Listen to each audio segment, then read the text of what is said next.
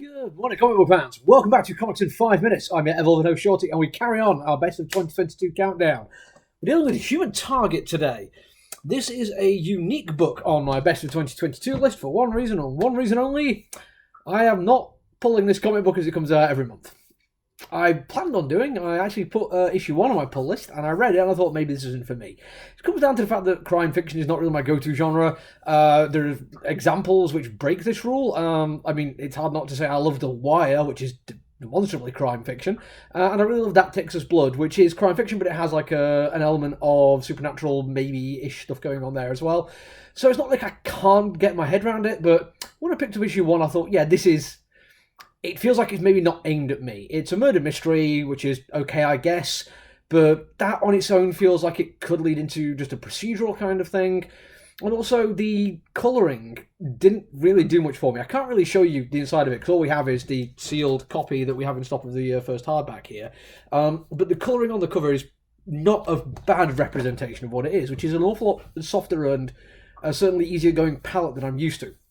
And I talk about colouring quite a lot in here. The two words you hear me use when I'm loving it are either bold or deep. Bold is, think like over-the-top neon stuff from Bloodstained Teeth or Homesick Pilots, or you can have deep stuff like in Detective Comics or Once Upon a Time at the End of the World. These things actually have different meanings for me, and they can be used to do different things. I don't generally like a soft, washed-out colour palette, especially not when it looks like the intent is to do crime noir, which is what this is. So I read issue 1 and thought, it's perfectly serviceable. Tom King is a really good writer. I mean, he ends up on my best of year list quite often. He's a really good guy, and I think I'd recommend like Vision and Mr. Miracle and Strange Adventures like straight away to anyone who wants to try out what he can do. All that being said, you're probably thinking, well, Shorty, this doesn't sound like it's a comic book you love. Why is it on the best of year list? Well, because what I did do was actually carry on reading it. A very good friend of mine gets it every month, and I've just been reading his copies without telling him, because he's a really good friend and he'll totally understand and forgive me for it. Even if it just means he's buying not new comic books from me, but I'm sure it's okay. And I found myself just carrying on with it because it's Tom King and I want to see what he does. Even stuff I've read from Tom King's before I've not particularly enjoyed, I've carried on reading, like Heroes in Crisis didn't really land for me. Batman Catwoman was perfectly serviceable, but not the best thing I've read. This one I thought was going to go down that route, but honestly, every single issue has gotten better, and it's added more to the overall story. And after I started reading it, I went back and reread Strange Adventures, and realised that one thing that Tom King can do annoyingly well is a 12-issue arc that takes you on an absolutely amazing journey to a place you weren't expecting to go. Strange Adventures is the best example of it in recent time, because once you know what the end is, you can go back and reread it with a fully different understanding of what he was trying to do. And I feel like this could go the same way, because I'm already realising this is not going the procedural route. I like the structure of it. It's basically he is protecting Lex Luthor of all people. He ends up getting poisoned, and it's got 12 days to live, and then each issue of the book is one of those days as he's going to die. And there's apparently no cure for it. He's got friends who are superheroes and geniuses, and none of them can actually stop him dying, from what we can gather. And various people are going to get involved in this story, including Guy Gardner, who we think he murders. Which is an odd thing. I mean, I'm not entirely sure he has done, because there's other stuff that's been happening from it where I'm like, wait a minute, maybe Guy Gardner's still alive. You may notice I didn't give you a spoiler one in this one, because like I say, I don't know if he's been murdered, and I don't know if he's still alive. And it is just this kind of unfolding mystery of what the heck is going on, and why. And that's the crux that turned it around for me. It wasn't just that this is a murder mystery and you find out what's to happen and who's trying to kill the human target. It is the why of it. And that is really interesting. It's presented in a fantastic way, with all these characters coming in and out of the story, some sticking around for a lot longer, some coming in until they're apparently murdered, and some people you expect to turn up but haven't. Like, I think the most recent issue or the one before it was him just being really paranoid that Batman's going to turn up, because he's absolutely convinced that Batman is clever to figure out that he's murdered Guy Gardner. But it never turns up. At least we think he doesn't. At one point, he literally starts a fight with a random guy in a diner that he's convinced is Bruce Wayne because he's paranoid. It's wonderful, and it's beautifully well written.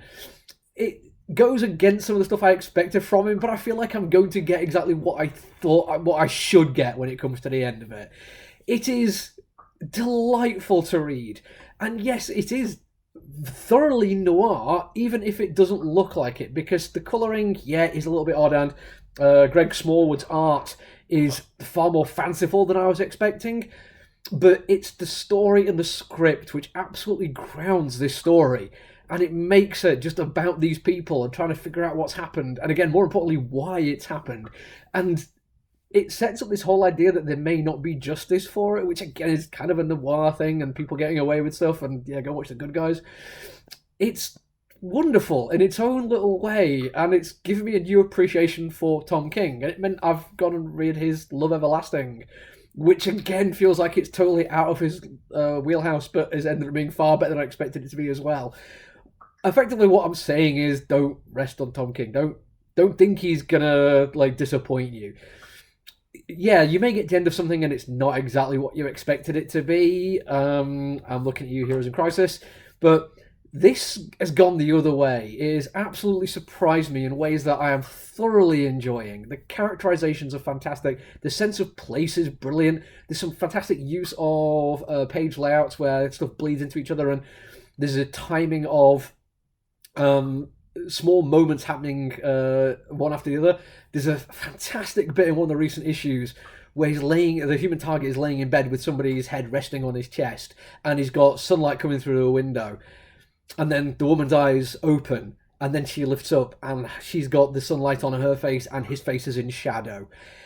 I can't tell you, without spoiling too much, I can't tell you exactly why that is such a meaningful 3-panel story, but it is beautiful and understated and immaculately well told. I am a little bit disappointed for 2 reasons. Number one, I didn't just keep it on my pull list because I can't go back and get all the issues now. And number two, that unusually for Tom King stuff, they split it into 2 volumes unless instead of me being able to just buy one big hardback at the end and put it on my shelf and it looking amazing. But that shouldn't stop you. You should check this one out. Even if you've never read a Tom King book before in your life, but you've heard people talk about like how cool a writer is, but maybe his superhero stuff isn't quite for you, this is the one that you could give a try to, and it will be something different and spectacular and glorious and wonderful.